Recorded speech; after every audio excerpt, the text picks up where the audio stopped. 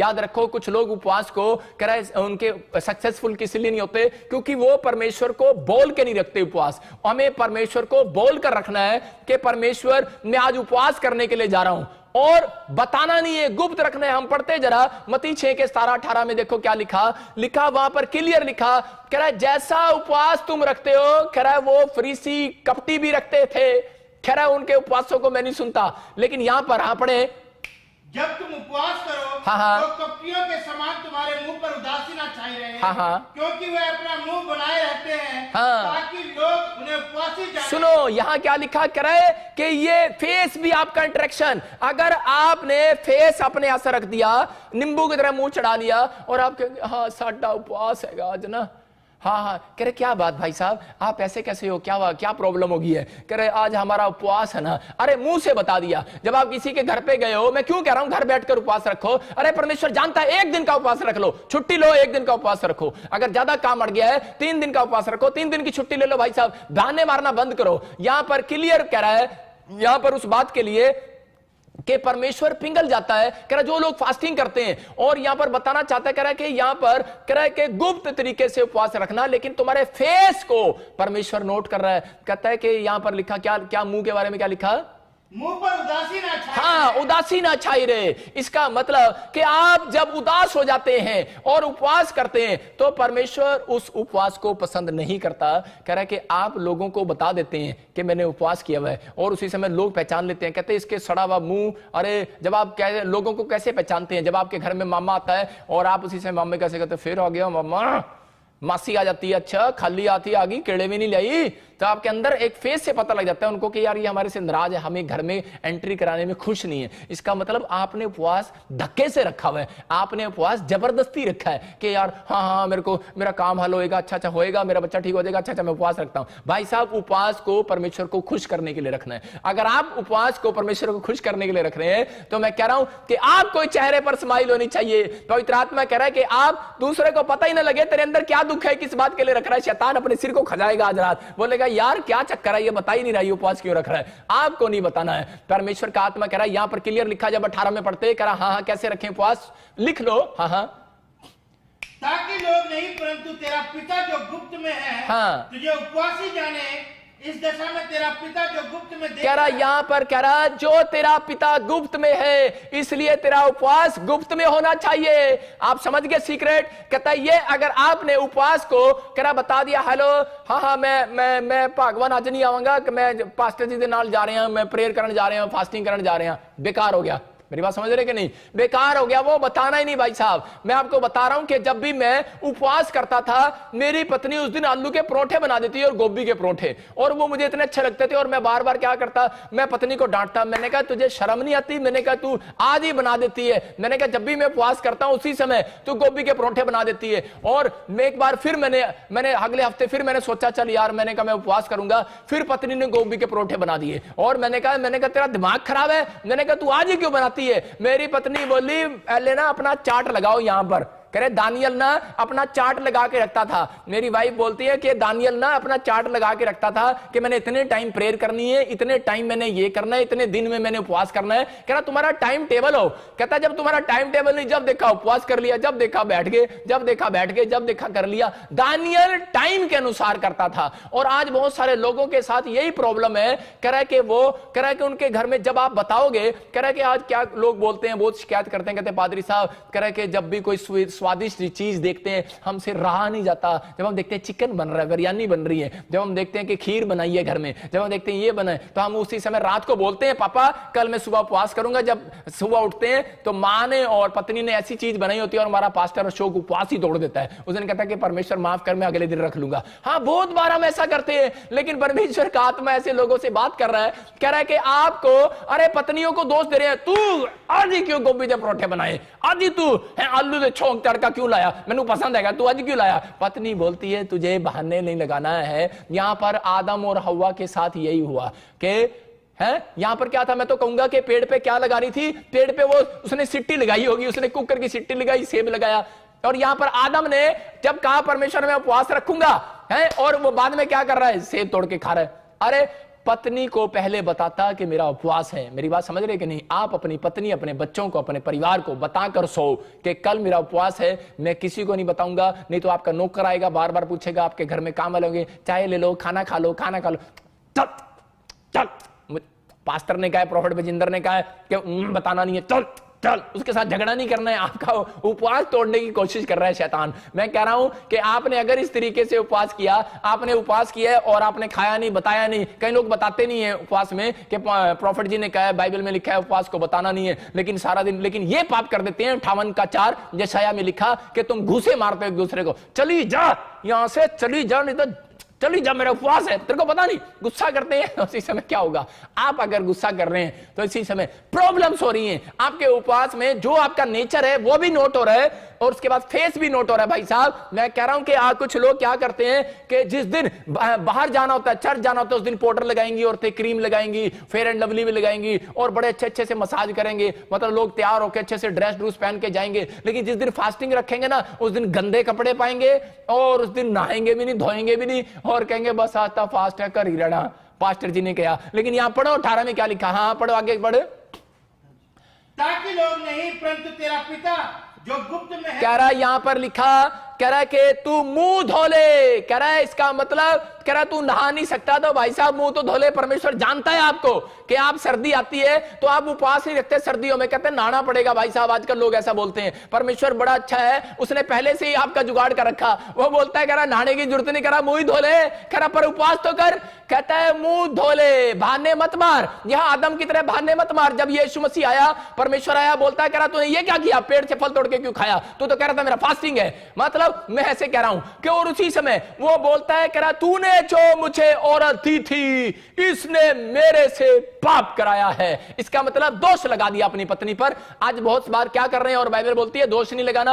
आप क्या कर रहे हैं, आपका टाइम टेबल हो, फास्टिंग जब आप करते हो तो आप पहले से नोट करो और आप पहले से बताओ कि भगवान और मेरे मां बाप अपने बच्चों को कल मेरा फास्टिंग है और कल मैं स्पेशल इस बात के लिए छुट्टी ले रहा हूं, मुझे डिस्टर्ब नहीं करना। कोई घर पे आए बोलो है नहीं, आत्मा में बोलो है नहीं, ये झूठ नहीं होता। याद रखना कि मैं परमेश्वर के साथ संबंध बना रहा हूं। नहीं तो आप जाओ और कहीं पर अकेले में एकांत में जाओ और उपवास करो। लेकिन आपको बता रहा हूं कि पवित्र आत्मा यही बातें आज आपके अंदर से करेक्ट जब आपके अंदर आएंगी और जब आप उपवास करते हैं तो उसी समय शैतान ज्यादा आपको गुस्सा दिलाएगा और उसी समय ज्यादा आपको तंग करेगा, ज्यादा आपका उपवास तोड़ने की कोशिश करेगा। कब तक करेगा? जब तक आपने टाइम टेबल परमेश्वर को नोट कराया। अगर आपने परमेश्वर को टाइम टेबल नोट नहीं कराया, परमेश्वर आपके उपवास को पसंद नहीं करता। आपको परमेश्वर को उपवास बोल के रखना है कि परमेश्वर मैं आज इस दिन फ्राइडे छुट्टी लूंगी और फ्राइडे को उपवास करूंगी, या फिर मैं मंगलवार को छुट्टी लूंगा। लेकिन टाइम भी बताना पड़ेगा भाई साहब कि मैं सुबह से लेकर 5 बजे तक रखूंगा। आप कौन सा उपवास रख रहे हो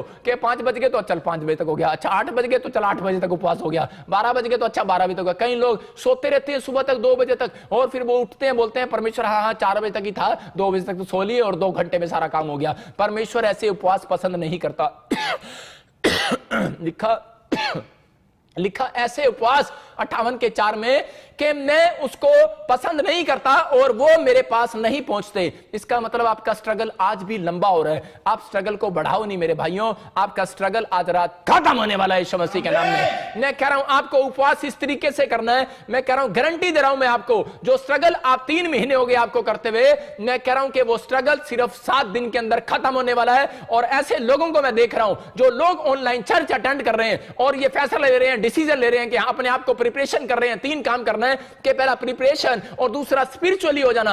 उपवास में ज्यादातर पश्चाताप करना, अपनी पुराने पापों के लिए माफी मांगना, पुरखों के, अपने परिवार के, कहता ये काम करना है, स्पिरिचुअली हो जाना। कह रहा तीसरा आपको कह रहा है कि फेथ करना है कि परमेश्वर मुझे इस उपवास के बाद रिजल्ट देने वाला है। जब आपका आखिरी उपवास होगा, इसका मतलब या तो आपने 3 उपवास रखे हैं, या आपने 11 रखे हैं, या आपने 7 रखे हैं, या आपने 21 रखे हैं, आपने 40 रखे हैं, तो आपने जैसे ही आपके 40वां उपवास होगा तो परमेश्वर आखिर में आपको रिजल्ट देगा। मैं आपको एक बात बता रहा हूं, गवाही दे रहा हूं कि मेरे ऊपर एक बार कर्जा हो गया, लाखों रुपए का कर्जा हो गया और मैं इतने कर्जे में आ गया कि मेरे परिवार के लोगों ने भी मुझे घर से निकाल दिया। लेकिन जब मैं प्रभु में आया और उस समय मैंने फास्टिंग किया, पवित्र आत्मा ने मुझे कहा कि तू 40 दिन की फास्टिंग कर, और मैंने 40 दिन की फास्टिंग किया। मेरे को बड़ी मुसीबतें आई, मैंने 1 से 10 दिन, 20 दिन, 30 दिन, लेकिन उस समय पर मैंने उस व्यक्ति को पैसे देने थे, नहीं तो मेरे ऊपर कोर्ट केस हो जाना था। और जब मैंने 40 दिन मैंने उपवास, मेरा जब 40वां उपवास था, मैं उसी समय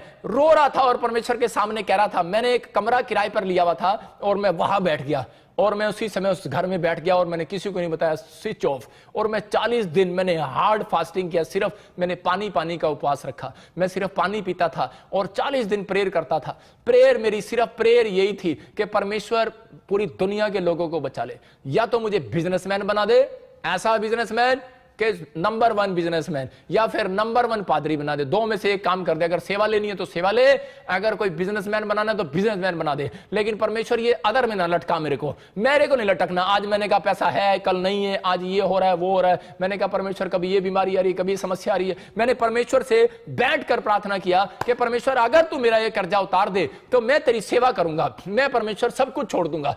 पवित्र आत्मा ने मेरे समर्पण को देखा और मैंने फैसला लिया। मैंने देखा जिंदगी में कुछ नहीं है, सबोदेशक की किताब बोलती है सब कुछ व्यर्थ है, और उसी समय मैंने फैसला लिया। मैंने कहा परमेश्वर तू पूरा कर। मैं आपको बता रहा हूं कि 40वें दिन एक आदमी मेरे गेट पर आया और उसने मेरे से हेल्प मांगी कि मेरे मकान के लिए हेल्प मांगी, बिकवाने के लिए। मैंने कहा मैं प्रॉपर्टी डीलर का काम करता ही नहीं हूं, लेकिन पवित्र आत्मा ने मुझे कहा कि आज 40वां दिन है, आज तू नहीं आया। जब यीशु मसीह का 40वां दिन पूरा हुआ तो लिखा वहां पर स्वर्गदूत उसकी सेवा करने के लिए आ गए, और वो आदमी मेरे लिए खाना लेकर आया। और वो आदमी कहता मैंने आपका इतना नाम सुना है, कहता है कि आप, कह रहा है कि आपको, कह रहा मेरी मदद करनी है, ये पड़ोसी प्लाट आपके कहने से बेचने वाला है। मैंने कहा यार वो मुझे जानता ही नहीं है। कह रहा नहीं आपका पड़ोसी है। और मैंने उससे रिक्वेस्ट किया और उस व्यक्ति ने मेरी बात मान लिया और वो प्लाट बिक गया और मेरा लाखों रुपए का फायदा हो गया। मैंने कार भी लिया, एक बुलेट भी लिया और मेरा कर्जा भी उतर गया। मतलब ये परमेश्वर है, पवित्र आत्मा चमत्कार करता है। चर्च, अगर आज आप उपवास कर रहे हैं और उपवास अगर आपने पूरा कर लिया, आपको डिफिकल्टी आनी है। अगर आप 40 दिन का नहीं पूरा कर सकते, 21 दिन का पूरा नहीं कर सकते, 11 दिन का पूरा नहीं कर सकते, 3 दिन का पूरा नहीं कर सकते, कम से कम एक दिन तो सही बनकर दिखाओ परमेश्वर को। एक दिन तो आप उपवास करो। कहता है कि आपका उपवास, कहता है ये नहीं कि आप दूसरों से काम कराओ, घुसे मारो, एक दूसरे की बुराई करो। कहता है इसलिए बाइबल बोलती है, कह रहा तेरी जीभ में, कहता है सब कुछ रखा है, इसलिए लिखा, कह रहा अगर तू अच्छे दिन देखना चाहता है, अगर तू अपने घर का मकान बना हुआ देखना चाहता है, अगर तू जॉब देखना चाहता है, अगर तू तरक्की देखना चाहता है, प्रमोशन देखना चाहता है, कह रहा परमेश्वर से बातें करना चाहता है, कह रहा कि अपनी जुबान को एक टेस्ट के करने से रोके रहे। कह रहा स्वादिष्ट व्यंजनों का टेस्ट करने से रोके रहे। दानियल ने कहा परमेश्वर मैं कोई स्वादिष्ट व्यंजन नहीं खाऊंगा, और परमेश्वर ने उसको कहा ठीक है आप भी ऐसा कर सकते हैं। परमेश्वर मैं मिठाई, कोई चिकन, कोई मीठी चीज मैं नहीं खाऊंगा, मैं सिर्फ नमकीन चीज खाऊंगा, खिचड़ी खाऊंगा। अगर आप पेशेंट हैं तो आप ऐसा उपवास भी कर सकते हैं। याद रखना मैं कह रहा हूं कि आपको अपनी आत्मा को तैयार करना है, अपने शरीर को दुख नहीं देना कि आप सारा दिन अपने शरीर को दुख देते हैं और अपनी आत्मा को तैयार नहीं करते। परमेश्वर कह रहा है कि आज ही बंधन टूटने वाला है यीशु मसीह नासरी के नाम में, आज रिजल्ट आने वाला है चर्च यीशु मसीह के नाम में। अगर आप समझ रहे हैं इस प्लानिंग को तो परमेश्वर आज आपको आजाद करने वाला है। जब हम पढ़ते हैं मरकुस 9:29 में क्या लिखा कि उसमें क्लियर लिखा कि ऐसी दुष्ट आत्माएं, उन लोगों के लिए बोल रहा हूं जिनके अंदर बहुत सारी दुष्ट आत्माएं हैं, जिनके एसिडिटी है, प्रॉब्लम्स है और किडनियां खराब है, कैंसर है, शुगर है। मैं कह रहा हूं कि आपको एक उपवास अगर आपका सही ढंग का होगा, आज रात आपकी कैंसर की फाइल कह रहा है कि नॉर्मल रिपोर्ट में बदलने वाली है। अगर आपका एक उपवास अगर सही ढंग का होगा तो मैं कह रहा हूं कि आप 5 करोड़ के बंगले के लिए मेहनत कर रहे हो। अरे भाई साहब पैसा नहीं है, मैं कह रहा 5 करोड़ नहीं 50 करोड़ का बंगला भी मेरा परमेश्वर दिलवा सकता है आपको यीशु मसीह के नाम में। कह रहा आपका एक उपवास भी अगर सही है तो पवित्र आत्मा कह रहा है, कहता मैं तुम्हारी जिंदगी में वो मिरेकल करूंगा, कहता है कि तुम बदल जाओगे, आशीष आ जाएंगी यीशु मसीह के नाम में। कहता है कि परमेश्वर उपवास करने वालों से मिलने आता है। दानियल से मिलने आया और दानियल ने कहा कि मैं स्वादिष्ट व्यंजन नहीं खाऊंगा। उसका टाइम टेबल था, आज चार्ट बनाओ, अपनी पत्नियों को, अपने परिवार को बताओ कि मेरा ये चार्ट है, इस टाइम टेबल पर मैं खाऊंगा और मैं ये करूंगा। परमेश्वर पसंद करता है ऐसे उपवासों को। और आपके आज से स्ट्रगल खत्म होने वाला है। अगर आज ज्यादा दुष्ट आत्मा प्रॉब्लम तंग कर रही है, ज्यादा कर्जा हो गया है, नहीं उतर रहा, मैं कह रहा हूं कुछ करने की जरूरत नहीं है। कुछ लोग अपने सिर को फोड़ते हैं, निराश होते हैं, सुसाइड करते हैं, कुछ नहीं करना, या पादरियों के कान खाते हैं, कुछ नहीं करना भाई साहब। आपको सिर्फ एक काम करना है, आपको इस वचन को पढ़ना है। पढ़े मरकुस 9:29। हाँ, उसने उनसे कहा, ये जाति बिना प्रार्थना किसी और उपाय से नहीं निकल सकती। कह रहा है ये जाति किसी और उपाय से नहीं निकल सकती। आज आपको उपाय देकर जा रहा हूं। अगर आप क्रिश्चियन नहीं है, आप प्रभु को नहीं जानते, चाहे आप किसी भी धर्म से बिलोंग करते हो, लेकिन परमेश्वर का आत्मा आज आपको उपाय दे रहा है। अगर आपके ऊपर कर्जा हो गया है, अगर आपके ऊपर, तो परमेश्वर कह रहा है कि ये कर्जे वाली जाति, ये बीमारी वाली जाति, ये दुष्ट आत्मा वाली जाति, कह रहा है ये मैं उन जातियों को बोल रहा हूं, कह रहा है जो बीमारी वाली जाति, कह रहा है इसको शैतान की जाति को बोला जाता है, कह रहा है जो कर्जे वाली जाति है, कह रहा है ये बीमारी वाली जाति है, कह रहा है कि ये जाति है। इसका मतलब ये जाति है, लेकिन जाएगी कैसे? कह रहा है ये किक मारने से नहीं जाती है, कह रहा है ये उपवास और प्रार्थना करने से जाती है। कह रहा है उपाय दे रहा है, इसका मतलब सीक्रेट बता रहा है। कहता है उपाय है, अगर तुमने उपाय नहीं लिया, अरे जाकर पूछते रहते हैं, हाथ दिखाते रहते हैं, भाई साहब तागे बंधवाते रहते हैं, बोलते हैं कह रहा जी लो जी पूछा दे दो भाई साहब, उपाय बता दो जी, हाँ जी कितनी मच्छियों को आटा गिरना है, कितने गायों को रोटी खिलाना है, कितनों को क्या करना है। भाई साहब कुछ नहीं करना, आपको वो दान पुण्य तो करना ही करना है, लेकिन यहां पर परमेश्वर का आत्मा कह रहा है ये उपाय है। जब तू फास्टिंग प्रेयर में जाए तो कह रहे अपनी आत्मा को तैयार कर, प्रिपेयर कर, कहता है और विश्वास कर कि परमेश्वर तुझे देख रहा है, और अपने उपवास को तोड़ने मत दे। समझदार हो आप। कह रहा है जब आप बाहर रहोगे तो आपका उपवास टूटेगा, इसलिए आप एक कमरे में, कोठड़ी में जा। यीशु मसीह बोलता है वो कोठड़ी में गया और कह रहा है कि गुप्त करे में परमेश्वर तुझे देखता है, और गुप्त का तेरा प्रतिफल आज रात मिलने वाला है तुझे यीशु मसीह के नाम में। अगर आप मुझे पाकिस्तान से, आसाम से, नेपाल से, पंजाब से, हरियाणा से, चंडीगढ़ से, छत्तीसगढ़, कह रहा है कि उड़ीसा से, अगर ऑस्ट्रेलिया, अमेरिका, न्यूजीलैंड, यूरोप से, आप सिंगापुर, मलेशिया, थाईलैंड से देख रहे हो, तो मैं उन लोगों के लिए भविष्यवाणी कर रहा हूं, आपका स्ट्रगल 7 दिन के अंदर खत्म हो रहा है यीशु मसीह के नाम में, खत्म हो रहा है। ये मेरा आशीर्वाद है, 7 दिन के अंदर खत्म हो रहा है। जिन लोगों ने ये फैसला ले लिया है, मैं कह रहा हूं कि परमेश्वर खत्म करता है, लेकिन बहुत लोगों को नहीं पता। हम प्रेरितों के 12 का 5 पढ़ते, वहां पर क्या था? प्रेरितों के 12 के 5 में जब हम देखते हैं एक जगह पर, वहां पर बहुत सारे कह रहे विश्वासी उपवास कर रहे थे, और उपवास करते करते वो क्या कर रहे थे? उपवास, पतरस जब जेल के अंदर था तो उसी समय उन्होंने, कलीसिया ने लो लगाकर उपवास प्रार्थनाएं किया, और उसके 5 मिनट के बाद ही, जैसे ही उन्होंने स्टार्ट किया, एक औरत आई और बोलती चलो चलो मेरे घर पे चलो, उसका नाम मरियम, और वो बोलती है चलो मेरे घर पे चलो, आज मेरे घर पे फास्टिंग प्रे करेंगे। आज विश्वासी लोग भी ऐसे ही करते हैं कि चलो चलो हम फास्टिंग प्रे करेंगे। और जब उन्होंने करे आप इकट्ठे होकर लो लागे प्रार्थना करांगे, फास्टिंग प्रे करांगे, पतरस जेल से छुड़ाया जाएगा, आजाद हो जाएगा, उन्होंने जब प्रार्थना किया तो जैसे ही उन्होंने फास्टिंग प्रेयर अभी शुरू ही किया था, और जैसे फास्टिंग प्रेयर उनका खत्म हुआ आखिरी में, और जैसे ही एंड हुआ, 1 दिन का उनका फास्टिंग प्रेयर था, जैसे ही एंड हुआ तो उसके गेट पर पतरस ने जाके खटकाया, खट खट खट खट, और उसी समय औरतें डर गई। उसने देखा सुराख में से, अरे ये कौन आ गया? पतरस। करे लेकिन जब पतरस को लेकर गए थे, वो वहां से 200 किलोमीटर का फर्क था, लेकिन 200 किलोमीटर में उस समय गाड़ी तो थी नहीं, इतनी जल्दी कैसे आ गया? वो हैरान हो गई, और उसी समय चीख पड़ी, बोलती कह रही पतरस आ गया गेट पर। तो सब के सब वहां पर क्या लिखा उसके 15 में, हाँ, पढ़े जरा क्या लिखा 15 में? उन्होंने उससे कहा, हाँ तू पागल है। हाँ बस करे क्या लिखा कि कौन है ये विश्वासी उपवास कर रहे हैं और प्रार्थना कर रहे हैं, और क्या बोल रहे हैं? एक दूसरे को घूसे मार रहे हैं, बोलती तू पागल है। अरे विश्वास नहीं कर रही है, बोलती है उपवास तूने किया, प्रार्थना तूने की, रिजल्ट तेरी प्रार्थना का आया, लेकिन तू विश्वास नहीं कर रही। इसका मतलब आपको उपवास करने के बाद फेथ भी आपके अंदर परमेश्वर चेक करता है, आपके फेस का इंप्रेशन भी आप परमेश्वर आपका चेक करता है। यहां पर ये औरत ने जब उपवास किया, और उसी समय जब इसका उपवास पूरा हुआ तो पतरस जेल से छूटकर आ गया, और वो उड़कर आया, स्वर्गदूत उसको लेकर आए वहां पर उसी प्लेस पर। इसका मतलब 200 किलोमीटर का जो सफर था उसने सिर्फ करा के 5 घंटे में, करा के सिर्फ 15 मिनट में पूरा कर दिया। और जब वो 15 मिनट में वो वहां पहुंच गया और गेट खड़काया, तो यहां लेडीज मसीह लोग क्या बोल रहे हैं? बोलते तू पागल है, अरे कैसे पतरस इतनी जल्दी कैसे आ सकता है? अभी तो हमने प्रार्थना शुरू ही की है। मैं कह रहा हूं कि परमेश्वर का आत्मा कह रहा है ऐसे लोगों को, अगर आपका कह रहा बाल्टी पोजीशन अगर आपने सही ली है, आपका उपवास करने का तरीका सही है, तो मैं कह रहा हूं आप प्रार्थना उपवास शुरू ही करोगे।